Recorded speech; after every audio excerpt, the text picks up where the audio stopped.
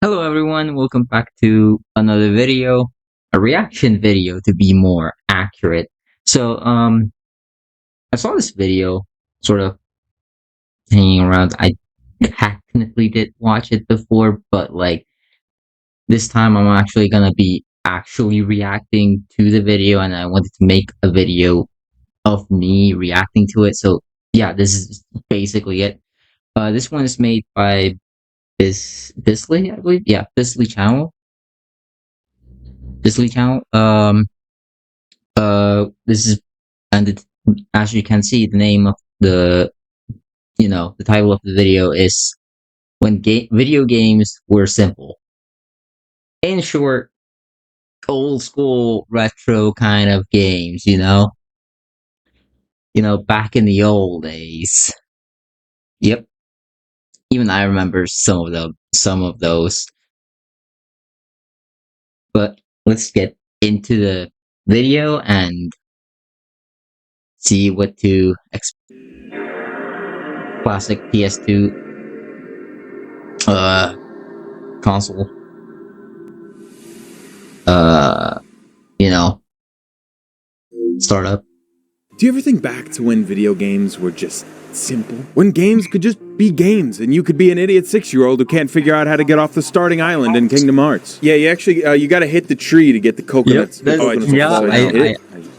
It feels like back then they could just make anything they wanted to. Studios took chances, building experiences that, while not perfect, were still iconic. And don't get it twisted.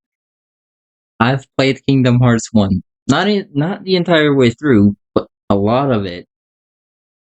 I couldn't even figure out how to get through the first level or through the beach area on my own. I needed to look it up. That was the funniest thing. And so sure, once you know it, it's okay, it's all good and done. But if you don't know it, then it's like, how can I get it? How can I get into it? How can I actually, figure it out? And that's kind of how the game tries to mess with you in some certain ways. And then you realize, oh wait, it was there the entire time. But yeah. All right, I like the AAA games we're getting right now. I'm definitely not saying that video games aren't fun anymore, but I can't help looking back at all these older games. I agree. The games back in the day, sure, the games that are now aren't fun, sure, but there's something special about the older games, which makes it even more fun.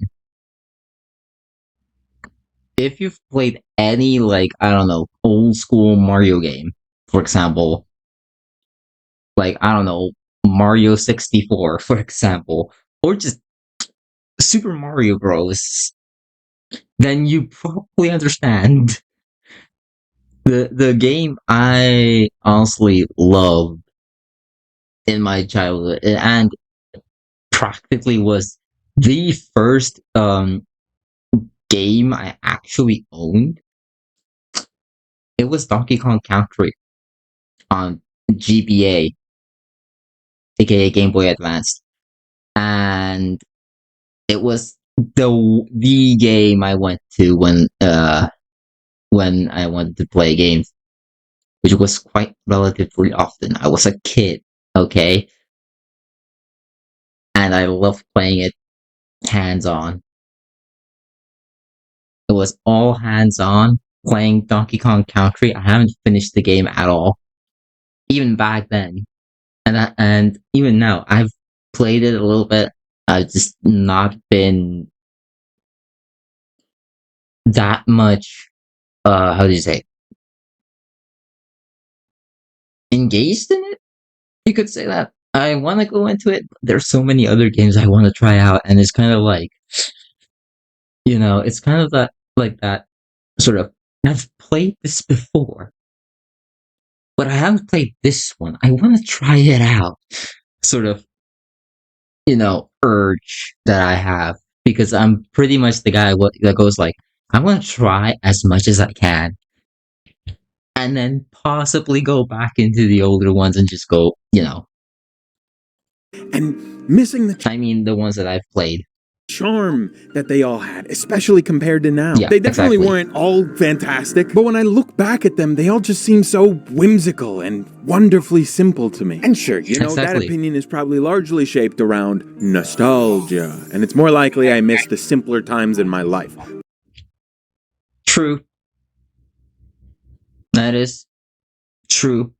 A lot of it is from nostalgia reasons. But if we're gonna be real, a lot of games back in the day were actually good. Like, I went ahead and tried out some of the older games that I just haven't tried out before. I tried out Sly Cooper, which I can't get through the submarine level for some odd reasons. And I'm talking about the first game.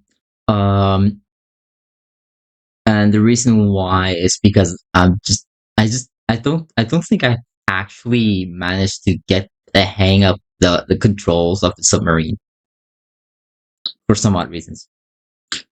Anyway, Sly Cooper 2, which is also Sly 2 is actually also really good in my opinion. I have completed the game, not 100%. That is, or have I? Actually, yes, I have 100% completed it, but I'm close to getting the platinum on my PS3. So it's like I'm so close. Yet, do I want to? Like, all I need to do is uh collect the gems, or I could go for another playthrough. But then again, then I'm just replaying the story, which is not all that bad. To be honest, I would probably do that, but I kind of want to just like get everything because I believe there's achievement for just unlocking every single thing. I think like every single move in Slide Two. I think I don't remember. So yeah, but that's all I have left. Is just purchasing moves. That's it. So in terms of like the actual challenge the um of the trophies for it, it's all done. Now I'm just going through the nitty gritty ones for Sly 2. Another one I did try out was Sonic Heroes. And honestly, I actually like that game. I haven't played the entire thing. Like I've completed, I think like the first two zones in it. It actually was really good. I actually enjoyed it. Uh, I did, I did get myself Crash One, like the original on PS3. Sad thing, I can't really save the game, so it's kind of like if I want to play it, I need to play it all the way through on one go. But yeah, another game I think. Wait, let me think. Another one that I can try to think of. Ratchet and Clank, like the first one. Honestly, not that different from like the remake or the remake. Yeah, I believe it is a remake, right? It's not a remaster because, well, you could say it's remastered, but it feels more like a remake, to be honest, because there are certain aspects of the game that isn't really in the original, of the of the newest one, like newer one from the original. So yeah, but like the like mechanics. Honestly, it's fairly simple. It's not the same kind of mechanics you would have expected for Ratchet and Clank game, like nowadays. The mechanics are a bit more complex, to say the least. It's not as simple as you might think, and a bit harder, just a little bit, not that much. Anyway, let's probably get back to the which we'll talk about nostalgia more towards the end of the video, but I do mean this literally. I adore the simplicity of the games from this era. When I talk about a time when video games were simple, I think a different time period probably comes to each of our heads, right? For you, it might be the PS1, or even the Atari if you're ancient and decaying. For me, I think of the PS2 and just all those classic. For me, it's actually the PS3 era. And a lot of people might say, yeah, that's not really the classic or, a classic. But in a way, it still is because even though PS3 was kind of that middle ground between the old school, PS2 slash, like PS2 esque type games and then PS4 esque games. It's kind of like that, middle ground where it's like, it's not too modern. It's not, or even, it's not that modern at all. If you look at a lot of PS3 games, they're not, graphically, they're not like amazing, but they actually do look really good for the most part. And that's what I like about the PS3 is that it looks really good. Most games for PS3 at Xbox 360, um, and so on actually look really good and play really well, and feels really good to play them. And it's also like again, PS3 era was also one of those eras that embraced, you know, sort of like not being too simplistic in terms of like, oh, let's just have it all basic and not trying to come up with unique mechanics has that that was very much experimental. Ratchet and Clank games in the PS3 era was specifically that. I'm not even joking. Like one, like if you think about like for example, Ratchet and Clank, which one? Ratchet and Clank. If you think about like difference between Ratchet and Clank Tools of Destruction, Ratchet and Clank A Crack in Time, and then Ratchet and Clank Nexus, like the three.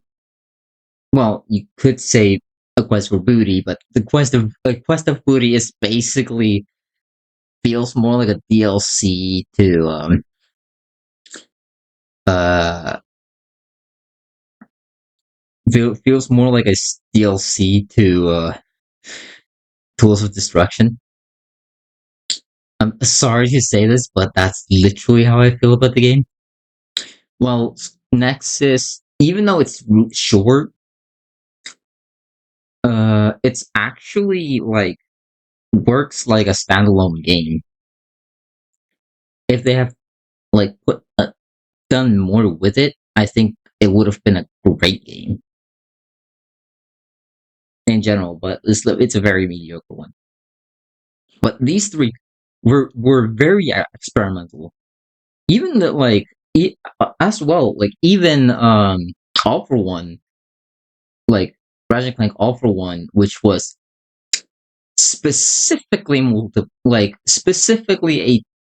team multiplayer one, where you can play up to four players, which includes one villain, major villain from the franchise itself, and that's what makes it interesting.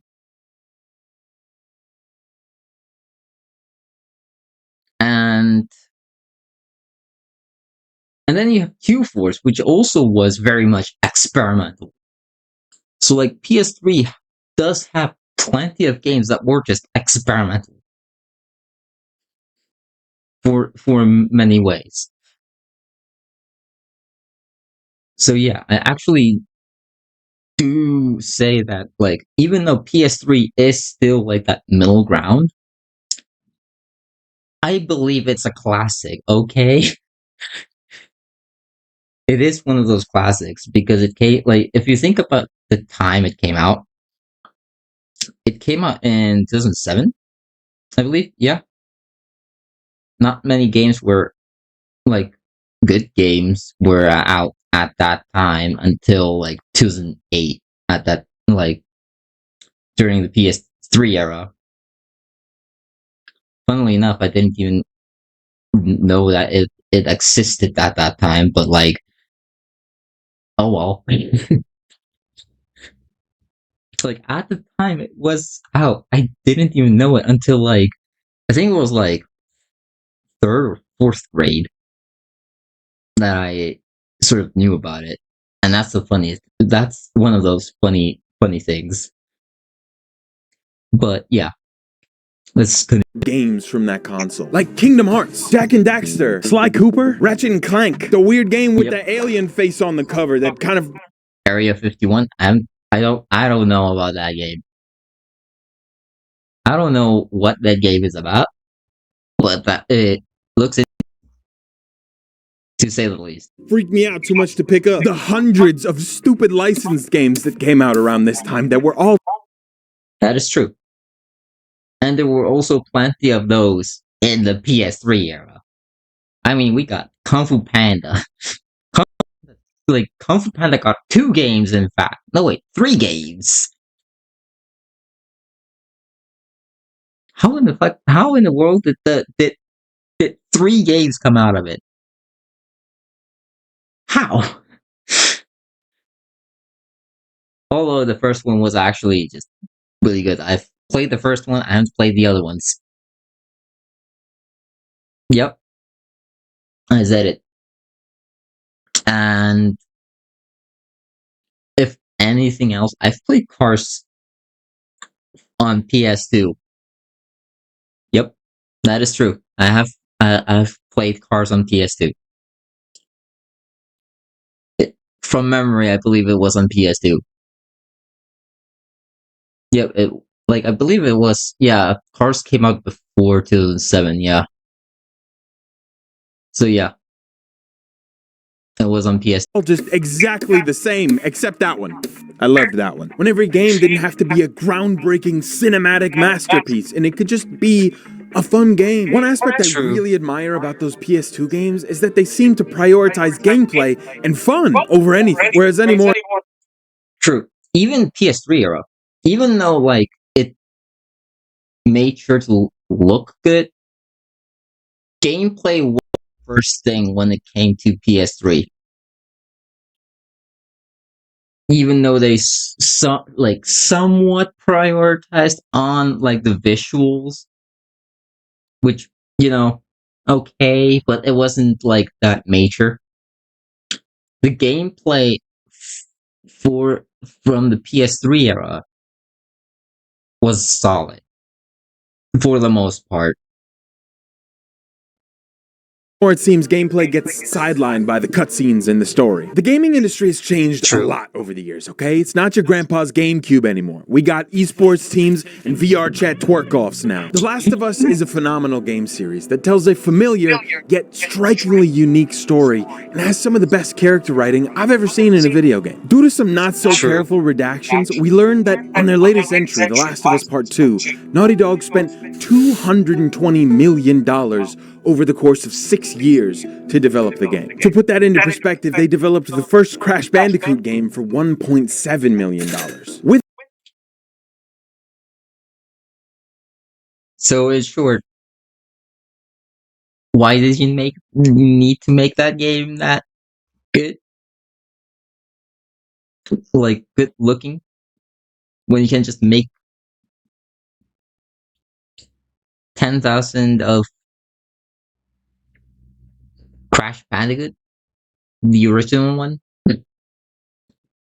With that $220 million, they delivered on these stunning, cutting-edge graphics, as well as creating a gripping narrative and overall impactful experience. But when you play these Yep. games, it becomes abundantly clear that The Last of Us does not embrace its identity as a video game at all. The gameplay loop consists of you walking around slowly, looking at everything like you're in a museum, maybe avoiding some mushroom zombies sometimes. And if you walk into an area with waist-height walls, you know some guys are gonna come out and try to shoot at you. The combat is passable at best, and over time just becomes a boring obstacle between you and the next cutscene. It really is a shame, you know, because the world they've built is so beautiful to look at. That is true. But there's nothing to touch. I'm all Yep. for story in a game, but it should never take precedent over the actual gameplay. And hey, I'm a Absolutely problem agree. solver, all right? I'm here to help you, Naughty Dog. I'm going to tell you exactly what you have to do to fix this problem. You go through a couple of levels, you get us really hooked in, and then you give Ellie a fishtail, and you have her swim around and sing a really bad song with Ariel. Oh no! Oh no! This if no one if any of you this reference, then I'm just gonna, you know, I'm not gonna say what this reference is, but like this reference. Oh no! This the I know exactly where he's going with this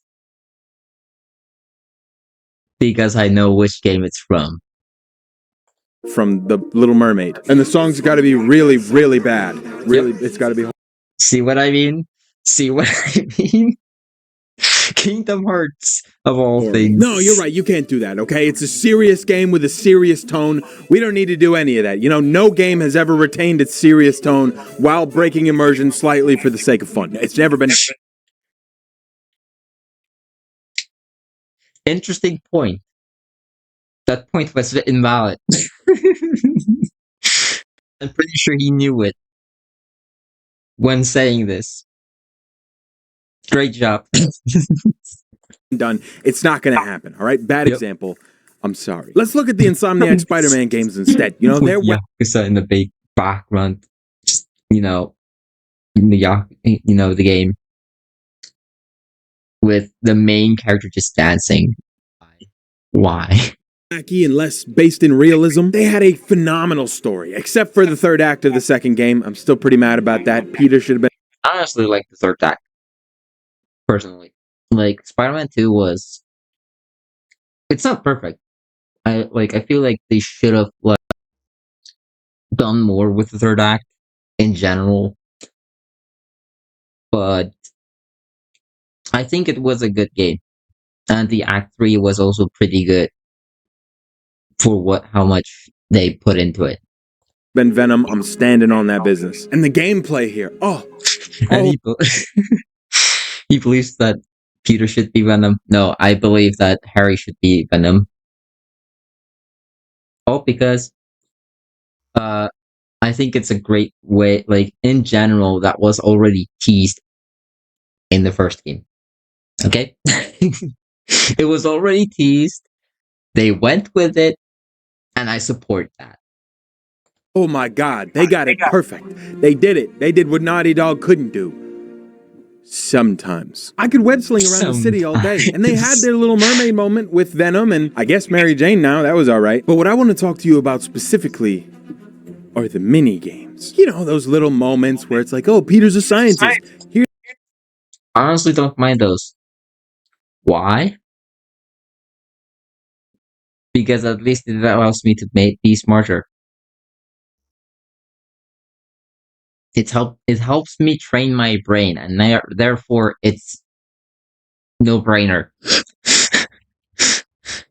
Here's some scientist stuff. Match up these different colors and lines because he's a scientist. It's science stuff. Those have got to be the worst mini games ever made. And Insomniac knows it, because why else would they give you an option to skip them? It's alright, whatever. They didn't come up that much in the first one. I can get over it. At least I got to skip them and move on. Maybe they'll take them out by the second one. Wrong. It's different this time. Now it's in 3D and you gotta take out the bad shapes. It's worse. It's somehow so much worse in this one. And I know it's a relatively small problem to point out, but No, the thing is, you only need to take specifically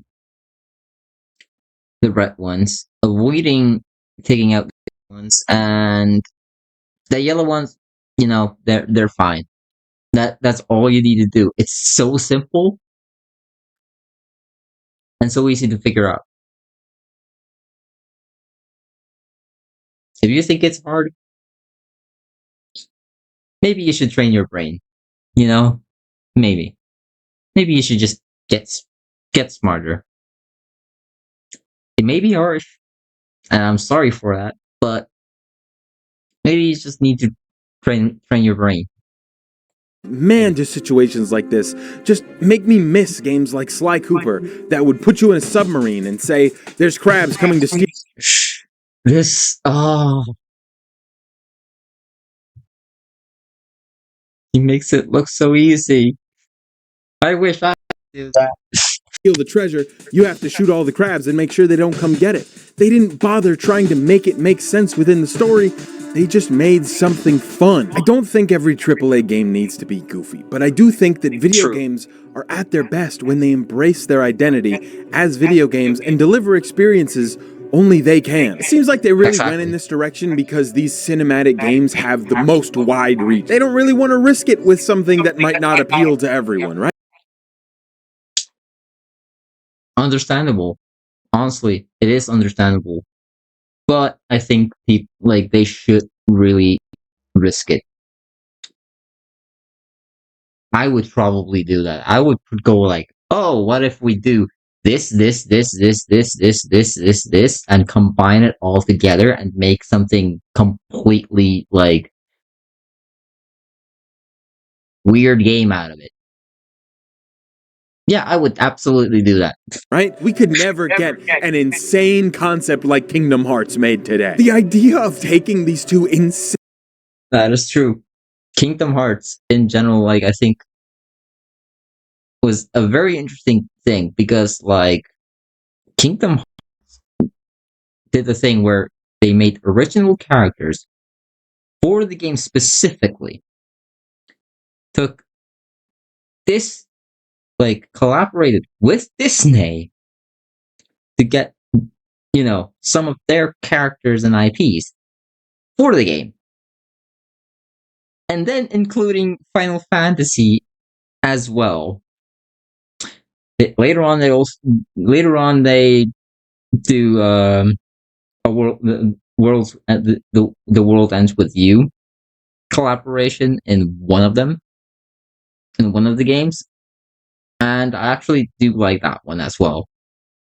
Insanely different franchises, Final Fantasy, a JRPG series, and the Disney multiverse, and mashing them together in some big world-hopping adventure led by a character nobody's ever heard of. That is just not something we would get today. And do you know how this idea came to be? Well, apparently back in the 90s, Square Enix and Disney both had offices in the same building. And one fateful day, an employee from Square Enix and an employee from Disney just so happened to end up in the same elevator. And they got to talking and they were like, hello, Disney employee I just met. Wouldn't it be cool to mash up our universes together and then send some kid around them beating everything up with a key? And that, kids, is how Kingdom Hearts came to be. I read it on nextshark.com, so you know it's true. If there ever was a video game that embraced its identity as a video game, it is goddamn Kingdom Hearts. This game makes no sense, but is so much fun. Why the hell is Cloud from Final Fantasy making... That is true. Even the third game doesn't make any sense. And that was made for PS4. Yep. That is a fact. That is actually a fact.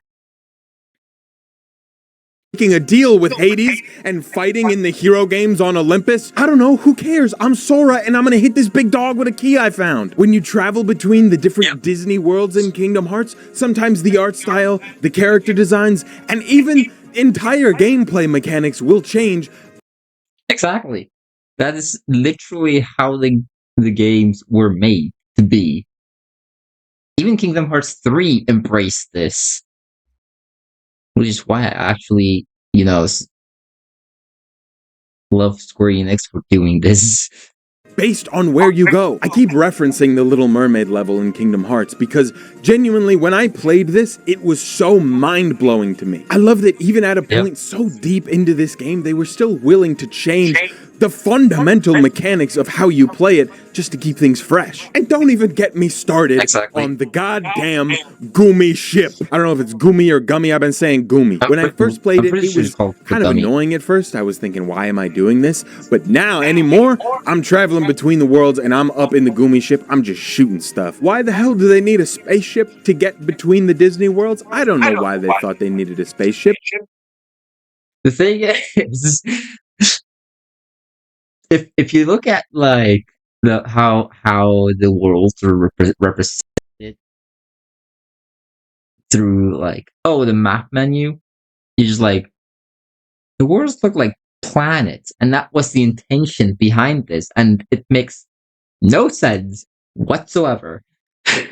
They're supposed to be different universes. How the fuck how in the world are they just different looking planets in the middle of space? What? But it was awesome. And it was the Gumi ship, and shut the fuck up. I'm not entirely sure if this is the case, but it really seems to me like when games were cheaper to make, studios were willing to make pretty much anything and just throw it out there. And listen, I was eating it up. I love absolutely true. This is so true because a lot of games nowadays, especially like AAA ones, don't really risk at all. Take any risks. At least not that many risks. And mainly play it safe. I think Spider-Man 2 actually did take some risks. Like for example, I think what was it? Web Wings, you could say is sort of a risk because you're sort of somewhat changing the fundamentals of what it means to play as a Spider-Man character, but it didn't matter. It was really cool, and it was really good. Just a really cool mechanic that worked well, played well, felt well, played. However, you get the point. So yeah, in general, with risks there will be rewards. Don't play things safe. I'm looking at every single AAA studio that don't take risks. That is. Oh god. Sitting down crisscross applesauce on the floor of a GameStop, just going through the wall of so many different PS2 games, picking out insane shit like Marvel Nemesis, Rise of... I remember back in the day when I was looking through like PS3 games and I just saw, wait a minute. I was just like, wait a minute, there's a Family Guy game? What? Or just some weird games like that. I'm just like, how in the world? And every time I think about it, I was like, how in the world did those franchises get a game? Like, some of them don't really make sense to get a game, but somehow it works really well. And it's funny. It's funny, you know? Of the Imperfects, I feel like I dreamed this. Sure, they were goofy and didn't exactly maximize profit, but does that mean they weren't worth making? I guess where AAA's concerned, it's just always going to be about the money. And if you want a passionate game developer, you look to the indie games. There's got to be some video essay YouTuber to indie game pipeline, because I was never really that into indie games, but recently I played Hades and Rollerdrome, and it was some of the most fun I've had playing games in a long time. Well, I've played Undertale, and that was a great time. It seems the games that prioritize fun overall are only coming from indie developers anymore. There is a genre of game that was lost to time completely, and that, my friends, is the shitty licensed games. This has got to be the greatest. Yep. You said it. You said it. lot of games is lost that like licensed games are lost. Some of them are actually getting brought back up, like you know, but some of them are just like, how is this exist? Why is there Madagascar 3 game? I don't know, but it looks cool. It's kind of like that mentality of it shouldn't exist, but I'm glad it exists. Uh, it's one of those games, and I actually like those kind of games where it's like, why in the world is like, for example, why like um for example, like what can we say? For example, why in the world is there Cars game? I don't know, but it looks cool. Why is there Chicken Little the video game? I don't know, but it looks cool. It's kind of like that sort of mentality that kind of goes on in your head. Even like you had like there were plenty of games that actually did like franchises did this. SpongeBob, The Simpsons, as you can see, Family Guy, Disney, some Disney franchises did this. DreamWorks actually went also real deep with it until it stopped for some odd reasons. Uh, what else can we sort of say? I mean, you could say Lego has been continuing the trend in general, but like it's still been dropping a lot, you know, in general from there. Like from like in terms of licensed games, you know, and then you have like games like what movie based or movie show whatever based franchise can I think of that actually existed? Let me see. There are some Batman games based on movies and stuff like that. Uh there are TMNT games based on the shows. There are uh there are plenty of other games that exist, and some of them you know aren't don't look that good, but you know they play well enough. One of the games that I feel like that came out recently is Avatar: The Last Airbender Quest for Balance, I believe it was called. And in general, like, sure, it's not that great of a game, but in general, I actually enjoy it for how simple it is. It's one of those games that feel very simple and very satisfying. Why are people so much against this? Why? Sure, it's a simple game, but it's cool. Why not? This loss in my lifetimes, those shitty early 2000s movie tie-in licensed games that came with every mildly successful property. If there was a Yep, cartoon you liked in the early 2000s, tie-in game. If there was a exactly, movie you kind of enjoyed, tie-in game. Look up exactly. any franchise that had moderate success in this time period and add the game at the end, and you're probably gonna get something. It would be impossible to count how many there were, and they were all bad, but I loved them anyway. Like the Cat in the Hat movie tie-in game. What a Oh, I remember this one. I played it on Xbox, actually, like the original Xbox that was borrowed, by the way. And I enjoyed that game hell of a lot as a kid. Yep, I think it was like 10 or 11. something along those lines. I think 10. Yeah, 10. Beautiful nightmare that was. Give me a bottle of Yep. Dayquil and the Cat in the Hat PS2 game, and I'm having a great week. If you've ever played Exactly. one of these games before, you've probably seen this little intro screen. THQ. Yep.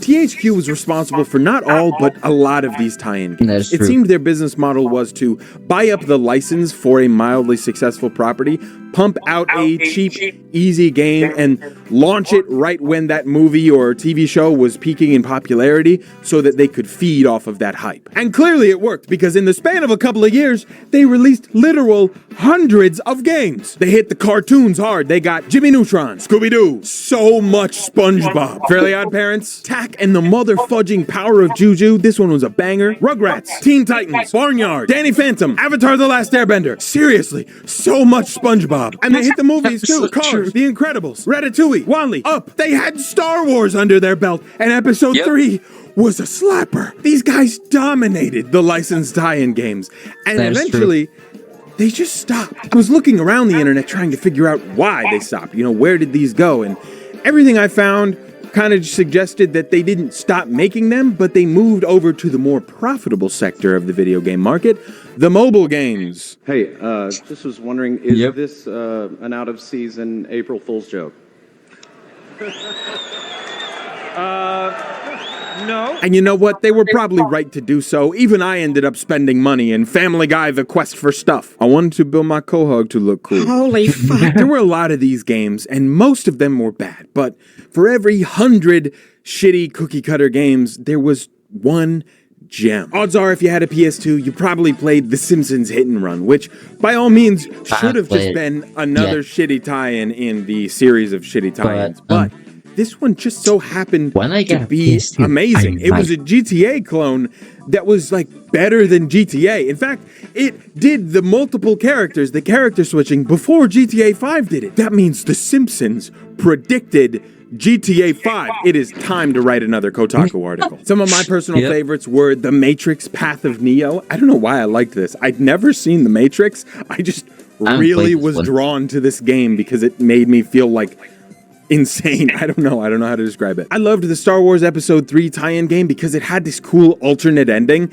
and I was I played obsessed it. with this fight on Mustafar between Anakin and Obi-Wan, and so being able to do that and get a different result just like blew my little mind. And obviously, Spider-Man 2. I think a lot of people forget this was a movie tie-in game. And even this That is one true. had great mini-games. The most iconic minigame where you go around delivering pizzas with that insane music playing. Why couldn't we get that in Insomniac Spider-Man instead of Match the I understand where he's coming from. I honestly understand.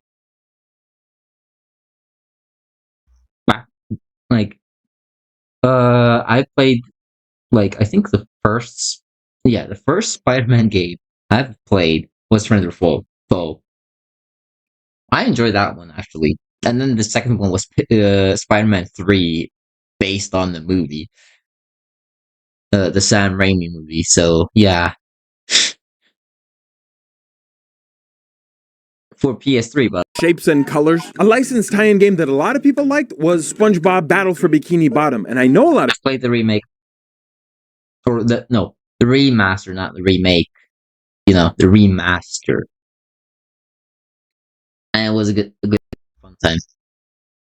people like this one because it got a big fat remake. We've established that the game studios are in this for the money, right? And it's safe to assume that they want the safest bets for their money, the most revenue with the least risk. No brainer. Why don't they just take things people already like and do it again? But like make it pretty. Personally, I think this aversion to risk is absolutely doing damage to the industry, but what do I know? I'm just a guy, and clearly the numbers say otherwise. But I think in all of this, the consumer is not blameless. It is me. I'm the consumer. They're only gonna do something if they know we're gonna buy it. And oh man, am I gonna buy it. I've been loving the remakes lately, I'm not gonna lie. I don't really think we needed 5 iterations of the 2. Usually tend to be good. But making a remake on this for the same console, no, that doesn't make any sense at all. Last of Us games, but for example, like Resident Evil 4 remake or Exactly. Like it does. Like for me, if you're gonna remake something, at least give time before you remake it. Maybe re-release it on the next console or something, but just don't remake it until way later. That's kind of the entire point. The Dead Space remake were some of my favorite games in 2023. They may have been remakes, yes, rehashing old ideas, but I felt like in those two examples That is true. specifically, they expanded the gameplay systems Well, and made remake is actually more of a taking something original and redo it. Basically, that's a remake. A remaster is more of a you take the original idea and use it over again. Just add something extra, something like maybe you make it look better, or adding something extra to it that wasn't in it originally. That's what I would call a remaster. I might be wrong about that, but you know, changes that honestly justified a remake. In Dead Space alone, the zero gravity overhaul like another one I would say is a remake is Modern Warfare 2 for 2022. I would say that one remake, not a remaster, because the story is completely different. I haven't played the game, but I've seen Ackman's uh review on the game. was game changing, as well as a voice protagonist where there wasn't one before. So they're not just throwing stuff out, they actually do seem to care about some of these games. The Resident Evil That's 4 true. remake was a breath of fresh air for me because I got the quality of life from a AAA game, but the goofy, campy fun from a PS2 game. The graphics were stunning and the gameplay was tight and well optimized, and I also got to go up to the shady weapons dealer and buy a rocket launcher to just shoot the final boss with. I just cheesed the entire fight. And Yep, that is possible in the older games. That is actually the funny thing. You can end up just finding something absolutely something that could straight up make things way easier for you, or just straight up cheese the game, as he says, and still feel good about it because you found something that you know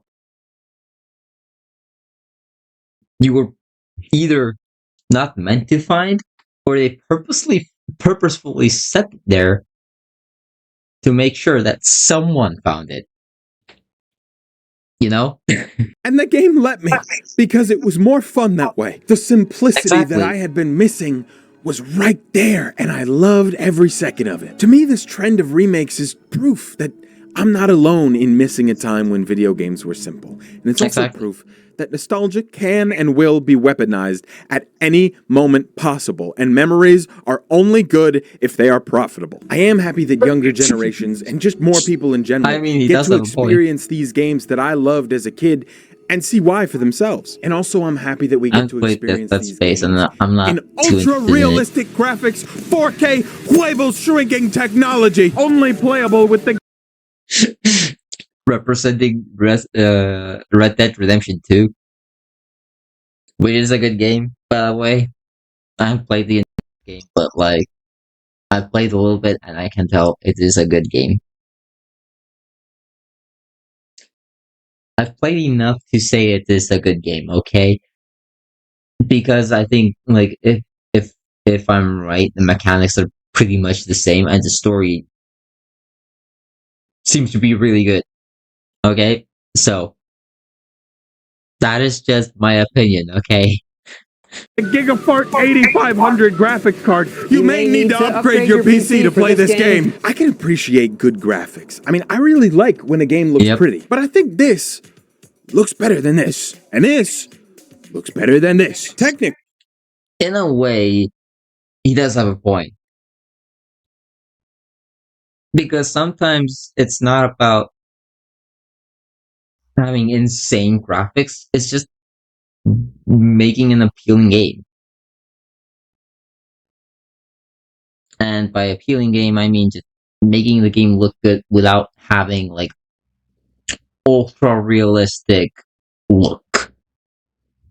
Technically, this has higher resolution and better lighting, but this has a better art direction. High resolution textures and pretty lighting are always going to be outshined by inspired art direction, creativity, and a focus on atmosphere. This isn't something that's gone from modern gaming. In fact, a lot of recent games have left my jaw on the floor because they're so beautiful. Bloodborne, and Bloodborne. Holy shit, Bloodborne. Bloodborne, holy shit, Bloodborne. I would probably do the same thing, actually. Because Bloodborne graphically doesn't look that great. But overall, it looks goddamn amazing. I'm not even joking when I'm saying this. It actually looks really goddamn good. I haven't played the entire game at all. In fact, I've barely even played the game. I mean, I've played the game, I just haven't beaten the first boss yet. That's the funny thing. But I think it was more common to focus on art direction back then because they were limited. They couldn't make a realistic looking game. They had to do something unique. Even the games shooting for a realistic approach could not pull off realism. I mean, that is not realism, but still, it's iconic. A phrase I really like and I've used before in one of these videos is that limitation breeds creativity. Trying to make a game that, for the most part, yes. Unless if you're very creative all the time, then that statement doesn't really qualify for you.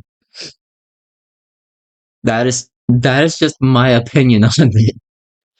You know, if you're always creative, then that statement doesn't apply to you at all. Game back on the PS2, I imagine was extremely limiting, but it made them so creative, making these incredibly unique looking games. I often find that when creating something and you run into a problem, that solution that you come up with to the problem leads to an infinitely more interesting and unique final product. Like I said, we still get a lot of stunning games coming out lately, but I feel like now with the ability to actually create games that, while not perfectly realistic, look pretty damn real, that becomes the only focus, is making a game that looks realistic, not one that is creative in its visuals. In a lot of ways, I miss those older games that we used to get, but I'm also glad for all the games that we get now. Like Ghost of Tsushima is one of my favorite games of all time. And Baldur's Gate 3, which I made. There are a lot of games, like there are plenty of games nowadays that actually are good. Baldur's Gate 3 is an example. In fact, it's amazing. It's not even a AAA game. And it's this good.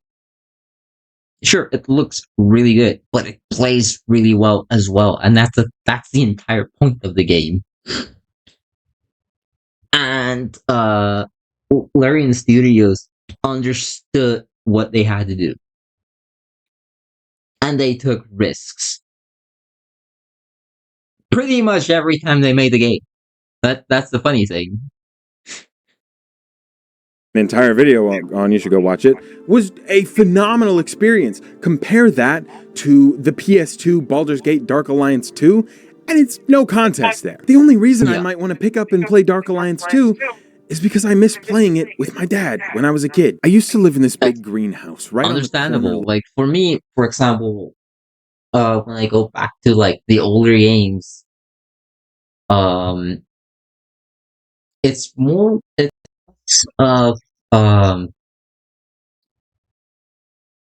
like it's more like I kind of just miss like the good old days. I miss the older games way more, and it allows me to sort of relive that sort of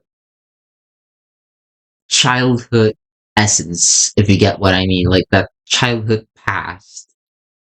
And that's what I like about it. That's what keeps me getting back to the older games. and I think a lot of people should try out at least try out the older games. DuckTales Remastered, even though it was made for PS3 and Xbox 360, it's still good. It's still worth it. Um, Sly Cooper. I would recommend every single one of them, even Thieves in Time. Okay, a lot of people don't. A lot of people don't prefer that one, but I do recommend trying it out. It is a good game, in my opinion. There will be controversies about this, but I like that game. Okay,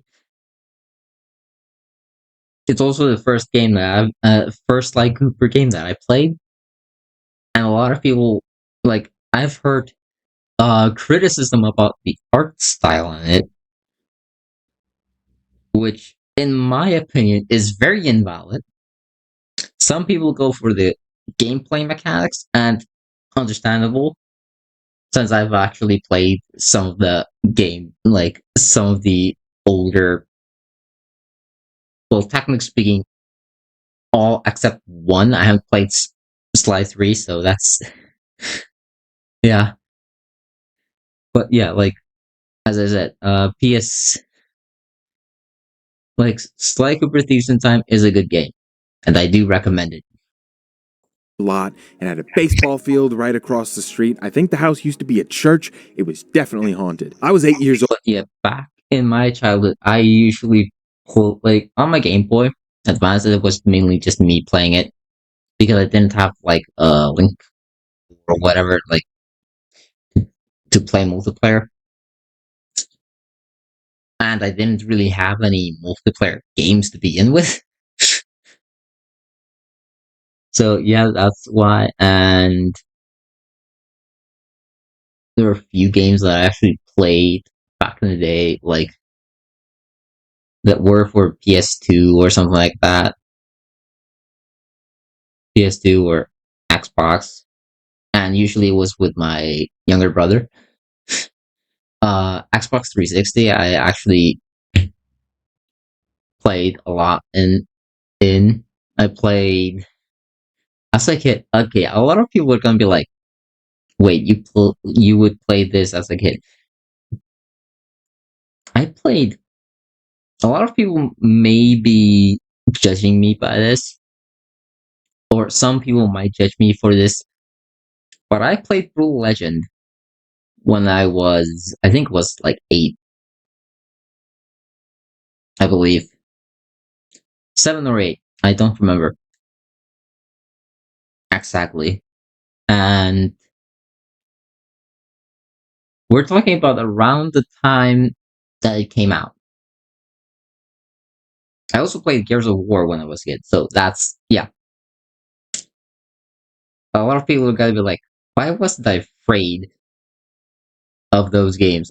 I honestly wasn't. The only thing I was afraid of back then in for Brutal Legend was the defeat screen, which was just, oh, that still gets me till this day. That's the funniest thing. It still gets me, but I'm not that afraid. That's the funniest thing. The way it gets me now is just like, why was I afraid of this sort of mentality going on? And that's kind of what is funny about it.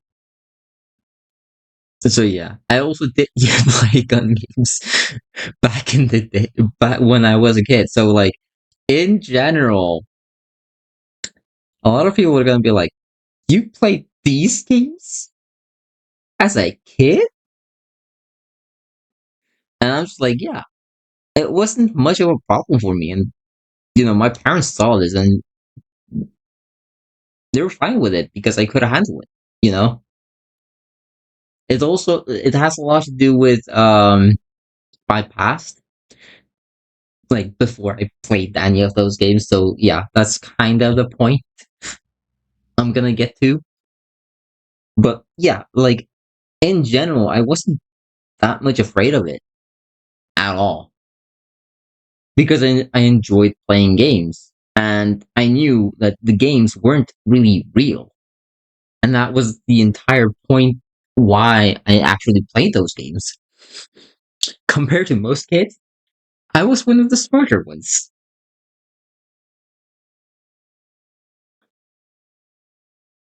But I was also an idiot, so yeah.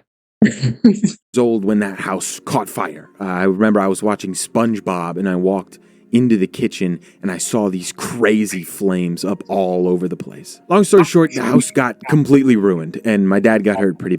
And yes, the thing is, like, if you're a kid and you can handle, like, you know, more gritty games or, something like that, don't, like, I'm just gonna say, don't be afraid to at least try it out. And if you know, but I'm not gonna encourage you to do it specifically. I'm not gonna say go ahead and do it, but if you feel like you want to do it, then it's up to you. If you want to go for it, Me personally, I did that, and I like if I didn't do it, I don't know what I would have.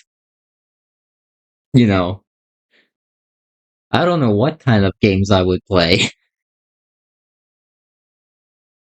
I only play like the reason why I'm like this as I am today is because I always find games really cool in general, and that's one of the big reasons why I love playing games in general, and that's why a lot of games to me are like that. How do you say? Not exactly escapism, in my opinion, because I don't really play games to escape reality all that much. Funnily enough, as much as I love going back to, like, for example, the older games, it's not for escapism, really. It's more to just enjoy you know, what is there and to have fun, really, more than anything else. Sure, you could say that it's a form of escapism, but, like, I don't see it that way. I personally don't see it that way. Bad. But he recovered fine. They just took some skin from his butt and put it on his hand. I call it his butt hand. This house, though, was mostly ruined, and the property had a separate garage, like a barn kind of thing, and that garage had an attic. Well, my dad decided that we were gonna fix up the house ourselves and live up in that attic. Him and I shared this airbed up there, and right next to it was a projector that I had hooked up my PlayStation 2 and my original Xbox to. During the day, I'd obviously go to school, and then when I got home, I'd help him build however I could. There wasn't much I could do. I was 8, but I remember doing things like helping him put up the ceiling or chip away at the old. Yep, I've had those times as well. Well, not with my dad, though. And there's whole history behind that, personal history, which I'm not gonna go into. But I did that with my mom, and that's something.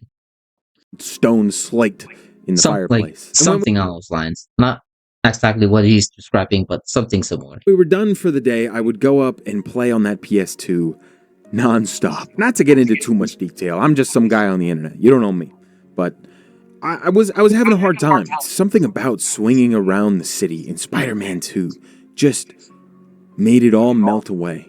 Yeah, it was like it's similar for me when like it's similar but still not. For me it's more like it helps me feel better, but I don't escape it necessarily because it's always there for me. Like it's always there in the presence, but I just don't feel that saddened or that bad about it because you know because I know that I like things can get better and things can and that's kind of my mentality is. It's not to escape, because the thing is, usually I'm optimistic, I'm positive, and that's kind of how I am in general. Like, my positivity and optimism is pretty much outrivals most people, actually,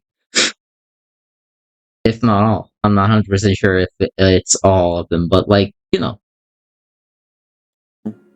I wasn't Zach with all this stress and all these problems I didn't understand. I was Spider Man. I can only imagine how my dad felt at the time, but he always seemed happy when him and I were playing a video game together. He was just watching me play one, but we had a ton of fun and we would just laugh and hang out together playing Halo 2 on the Xbox, just going through the campaign. And it was in moments like that where it really felt like everything melted away. It didn't feel like we had just lost everything.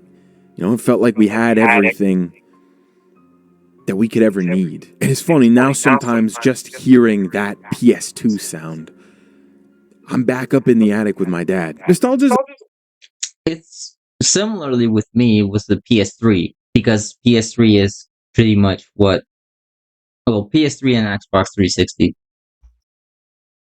and probably Game Boy Advance once I get my hands on another one. But yeah, like, PS3 and Xbox 360, that's two of the ones where it's like, it brings me back to those good old days, the childhood. a funny thing that can make you look back fondly on things that might not have been so great, but were somehow perfect in their own way. And escapism through simple pleasures like video games will always be important. I think we all have. That is true. Like, in a way, escapism isn't really a bad thing. Not entirely. To me, like, it's not for to me. It's just remembering the past, basically, but not to escape reality entirely. Because I always know that, you know that I'm in this, like, like, the real world. I'm still in the present, sort of thing, and that's kind of how my mind works. And I always think positively and be optimistic about it. That's just how I work. Have that game or just media in general that was able to give us a break from a hard time in our lives and Yep. made us hold on to that experience forever. And so now we judge that media by what it did for us rather than what it actually is. I'd love to hear if there was Yeah. anything like that that stuck with you, either in a comment or send it to my email at this point. I don't care. I can't promise I'll get back to you, but if you want to, shoot me an email. I might see it. Thank you so much for over 100,000 subscribers. Geek really likes the plaque, so that's good. We send it off to him. He's the real hero here. 100K is crazy. I started another channel a while ago, and it took me so long. I was trying so hard to get to 100K. And with this one, I wasn't even trying. I just kind of did it. I mean, we did it, I guess. I don't know. That shit's cool. This is a cool thing to do. This is my simple pleasure now. So please simply click the card right here and watch another video. This got way too sappy. Click on some other funny shit, please. Okay, goodbye. Honestly, a lot of the things he says in his video are on point. I recommend checking out his video. I'll leave it on the description below. But yeah, like, I think a lot of his points were on point. That's yeah, that sounds bad. I know. But in general, I think his points were valid, extremely valid, and I honestly agree with most of those points in general. Um, in general, I feel like a lot of games back in the day were way better than games that are today. Even though the games that are today is probably about the as is probably as good. Probably, maybe not. Who knows? But like, I honestly like a lot of the like older games in general. I mean, if you think about like games that actually went ahead and just went creative, like remember the last time when EA actually went at least creative? Anyone remember SSX for the PS3 or Xbox 360 or any other console if there is? Yeah, that one went with like, oh, snowboarding. But now let's add some uh like actual terrain, you know, sort of problems, you know? Let's add avalanches. Um let's add a gliding mechanic into the fray. Let's add